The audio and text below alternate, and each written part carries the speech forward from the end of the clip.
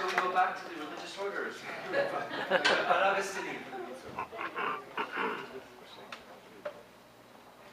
Good evening. I want to thank Mark and Dominic for the invitation to be up here with my colleagues. It's a pleasure.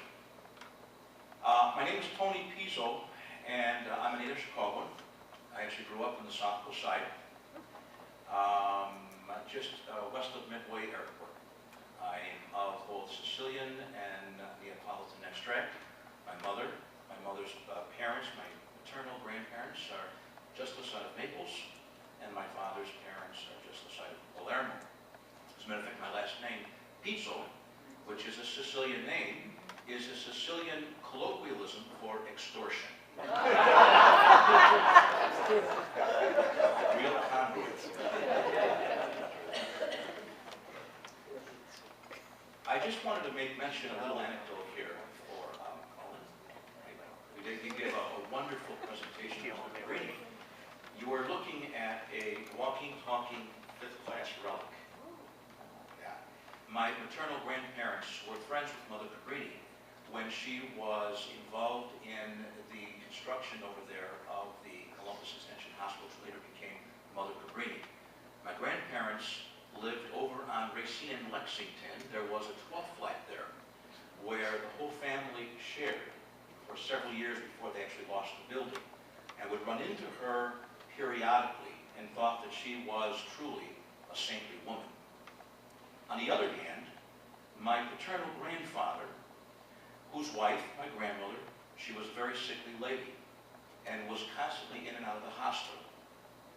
On one occasion, he wanted to stay beyond the visiting hours. Cabrini was the administrator. After the nurse would come in and ask Mr. Pizzo to please leave, he refused. He was very much of a Galados Sicilian.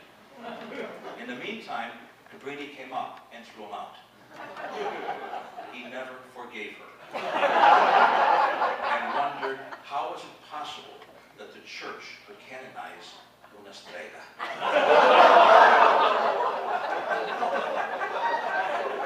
I feel somewhat schizophrenic. Took your college and taken your You know college. what? Yeah, right. Yeah, right. My earliest recollections as a child, especially with the practice of faith in the home, was actually with my maternal grandparents. They were really very religious people, although my grandmother was a very emotionally charged Napolitana. My grandfather, on the other hand, was a very calm, collected individual. In his later years, he was a stroke victim. What I recall is he'd be sitting in the parlor most of the day, and he'd be mumbling. What he was doing is he was praying his rosary, pretty much the whole time. When my grandmother would be running around, helping my mom with us 5 kids and so forth and so on, he'd be there simply praying. She'd come into the parlor, she'd smack him upside the head and ask him why he couldn't do anything. And he would have his hearing aid turned off. What I remember of all of this was his calmness and his religiosity.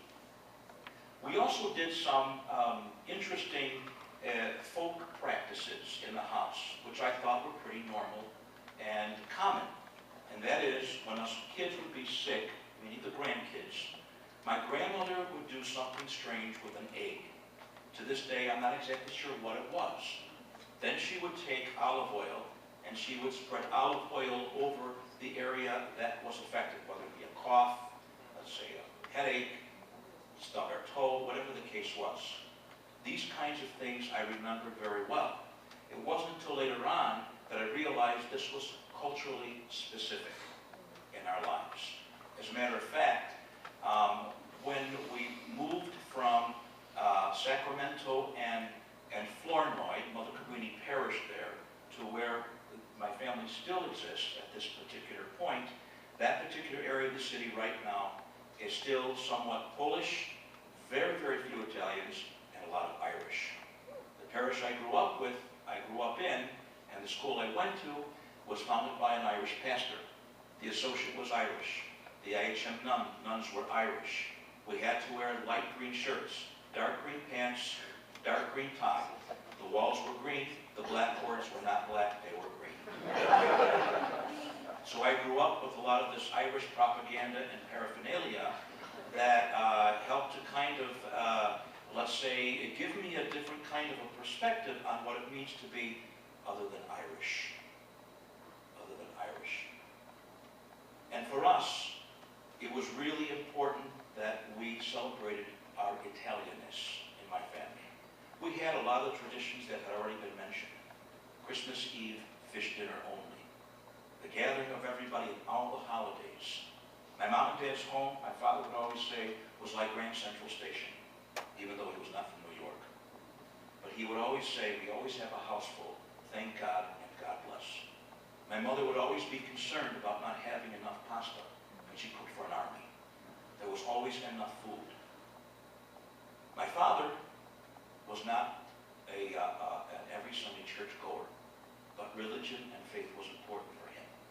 As I got a little bit older, and maybe a little bit wiser, although maybe I was too much of a wise guy, I did ask my mom, how come Daddy doesn't go to church, but you make us go to church? She smacked me upside the head, and she says, you don't question. It wasn't until after I decided to enter the seminary that my father became a very devoted, practicing Catholic. Pretty common, I guess. But in the meantime, you know, as we grew up in our particular religious culture, we learned to really appreciate what we received along the way. After I had entered into formation, seminary formation, it was required of us to make a yearly retreat. And so I decided to make it up at the Jesuit Retreat Center in Bellarmine. Bellarmine Center, I believe it is. Yeah, I thought it was a Catholic retreat. But anyway.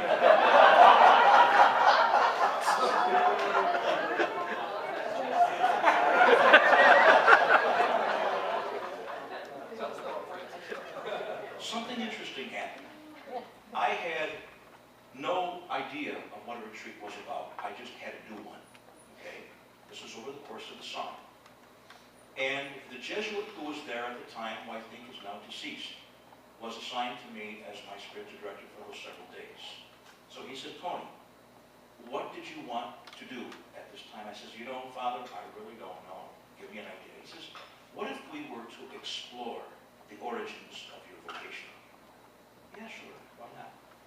As us priest types know, that's probably one of the most frequented asked questions, right?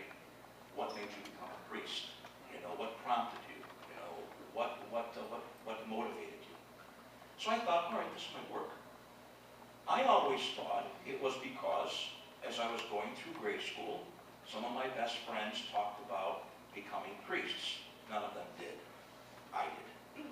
But in the meantime, what we explored was my family of origin. And what we were able to pinpoint was my grandfather.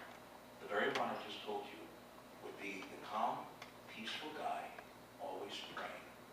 Didn't say a lot. Why would that have been so impressive for me?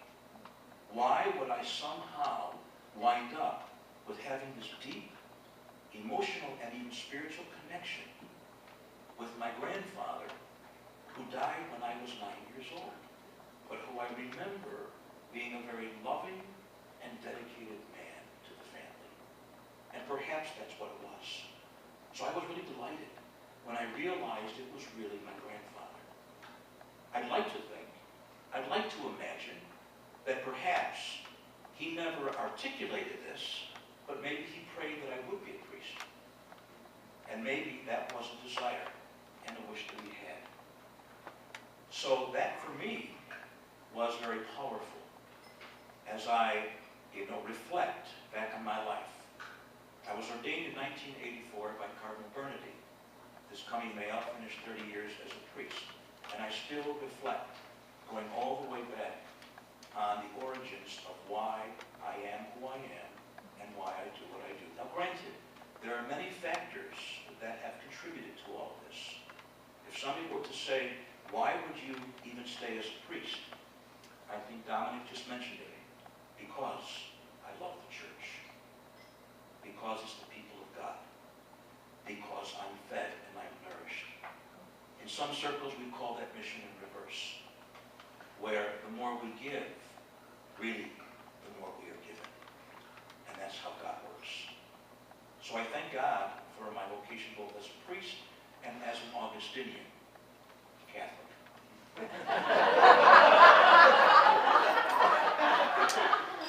Big kidding.